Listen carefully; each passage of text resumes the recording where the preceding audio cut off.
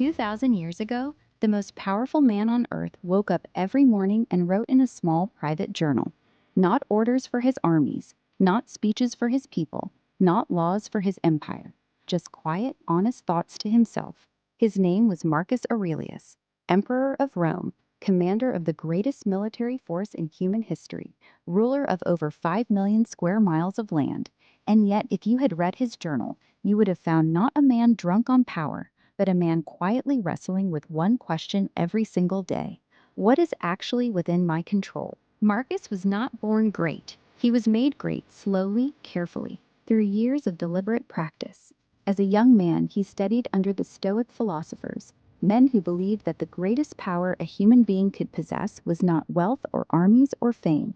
It was the power of the mind. His teacher, Epictetus, taught him something that Marcus would spend the rest of his life returning to. There are things within our power, Epictetus said, and things not within our power. Within our power, our opinions, our choices, our responses, our values. Not within our power, other people's opinions, our reputation, the weather, illness, death, and everything else the world throws at us. The wise man, Epictetus said, focuses entirely on the first and wastes nothing on the second. Marcus wrote that down and never forgot it. When Marcus became emperor at age 40, the world immediately tested him. In his first decade of rule, Rome was hit by the Antonine Plague, a devastating disease that killed 5 million people across the empire.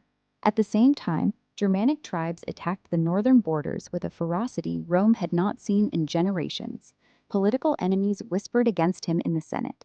Generals questioned his decisions, allies betrayed him.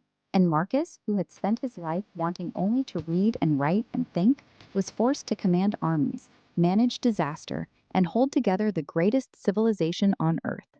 Lesser men would have cracked. Marcus Aurelius picked up his journal and asked himself the same question he always did. What is within my control right now, and what is not? In his journal, the book we now call Meditations, Marcus wrote words that would survive 2,000 years. He wrote, "You have power over your mind, not outside events. Realize this and you will find strength." He wrote, "The impediment to action advances action. What stands in the way becomes the way." He wrote, "Never esteem anything as of advantage to you that will make you break your word or lose your self-respect." These were not words written for the public, not speeches designed to inspire crowds. They were reminders, written by a man to himself on the days when everything felt impossible, on the days when the plague took another 1,000 lives and there was nothing he could do to stop it, on the days when the battle went wrong and men he respected died, on the days when he felt rage or grief or fear and had to choose what to do with those feelings. He wrote to remind himself every single day of the one thing no emperor, no plague, no enemy, and no catastrophe could ever take from him: his own mind. There is a famous story from Marcus Aurelius's campaigns on the Danube River. His army was exhausted. The winter was brutal. Supply lines had been cut. Soldiers were dying not just from battle, but from cold and hunger. His generals came to him one night in his tent, defeated in their eyes, despair in their voices. "Caesar," one said quietly, "the situation is beyond saving. We cannot control what is happening." Marcus looked at each of them for a long moment. Then he said something they never forgot. "You are right. We cannot control what has happened. We cannot control the weather, the supply lines, or how many men we have lost. But we can control how we respond tomorrow morning. We can control whether we give up or whether we find another way. We can control our discipline, our courage, and our refusal to be defined by what has been done to us. So tell me," he said calmly, looking at each face around the table, "what can we actually do right now with what we have?" The room was silent for a moment. Then the generals began to think, and they found another way. Marcus Aurelius ruled Rome for nearly 20 years. He never sought the throne. He never wanted power for its own sake. When he finally returned from the wars, he did not celebrate with grand parades or feasts. He returned to his journal. He wrote, "How much more grievous are the consequences of anger than the causes of it?" He wrote, "Accept the things to which fate binds you. Love the people with whom fate brings you together. Do so with all your heart." He had fought wars, survived plague, governed an empire, and through all of it, he had tried every single day to practice the one discipline he believed mattered most. Not conquest, not accumulation, not legacy. the discipline of his own response to life. Today, 2,000 years after Marcus Aurelius wrote those private journal entries, his book Meditations is one of the most widely read books in the world.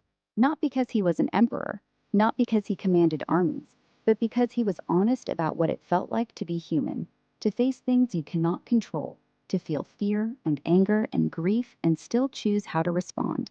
His words have been read by presidents and prisoners, by generals and students, by people at the highest points of their lives and people at the very lowest.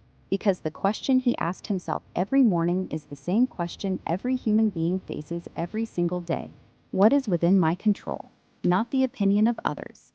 Not the actions of people around you. Not the economy, the weather, the diagnosis, the rejection, the loss. Those are outside your control. Always have been, always will be. But your response, your values, your effort, your character, the way you treat people when everything is going wrong, that is yours, completely, permanently, unbreakably. Marcus Aurelius was the most powerful man on earth, and every morning he reminded himself that the only power worth having was the power over his own mind. That lesson has survived 2,000 years. It will survive 2,000 more, because it is not a Roman lesson, it is not an ancient lesson, it is a human one. And it begins the moment you decide to stop fighting what you cannot change and start mastering what you can.